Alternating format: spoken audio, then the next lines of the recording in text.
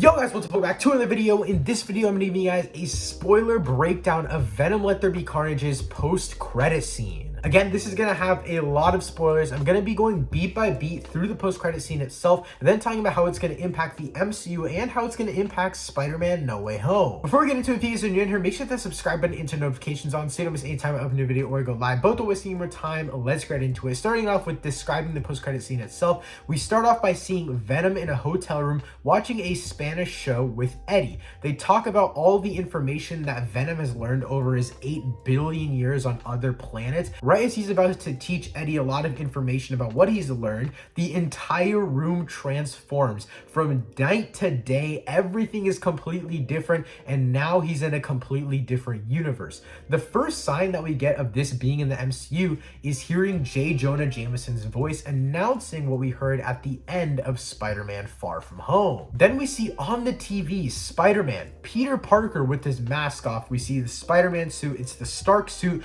with Peter Parker's head out, Tom Holland's Spider-Man, and we see in the background a Pen 1 sign. Now, first of all, I'm assuming this is New York just because of the yellow cabs. Also, the Pen 1 sign in the background is something that we do see in Spider-Man Far From Home's post-credit scene when we see the Pennsylvania train station sign. So this is how we know that it takes place in basically the same exact area in the same exact time. After this, Venom licks the screen and calls him tasty, blah, blah, blah. We don't know really how the motives are going to work for Venom and Spider-Man just yet, but we do see some sort of motivation here. He wants to eat Spider-Man, but Venom wants to eat everyone in this movie anyway, so I don't think that's that big of a deal. After that, a random dude walks out of the bathroom. He says it's his room, and then the post-credit scene is over. So now that I've talked about the post-credit scene itself, I want to talk about how this is going to impact the future of the MCU. Now, if this is truly something with the multiverse, which it could honestly not be Doctor Strange's multiversal stuff that happened in the No Way Home trailer, which I'll talk about later in this video,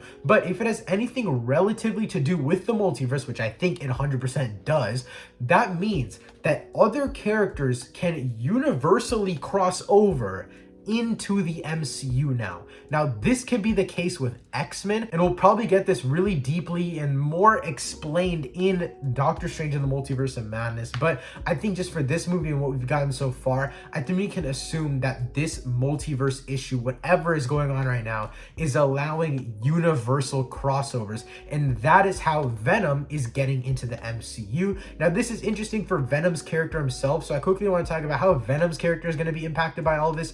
Venom, from what we know, has no other heroes in this universe, other than probably Morbius, which I don't know if they take place in the same universe yet, and we'll find that out when Morbius comes out, because technically we've seen Tobey Maguire's Spider-Man and Michael Keaton's Vulture, which is in the MCU, in the Morbius trailer, and we also see the Daily Bugle logo, which is in Venom, which is the newspaper Daily Bugle, but we also see the video, like the news broadcast version of the Daily Bugle, in the Far From Home post-credit scene, as well as the Venom Let There Be Carnage post-credit scene. So everything's really a mess right now when it comes to Venom and Morbius, but from what we know right now, Venom is the only hero in his universe, at least that he knows of. Morbius technically is coming out after Venom Let There Be Carnage, so technically he's not really a vampire yet, so technically he's not a hero or an anti-hero yet, and Venom has never seen that. So as of now, Venom is still the only hero in his universe, and him transferring to the MCU, I think that is such a drastic change. Obviously, he's in a whole different universe. He doesn't know a single person here. He might know variants of people, but he doesn't know the people themselves,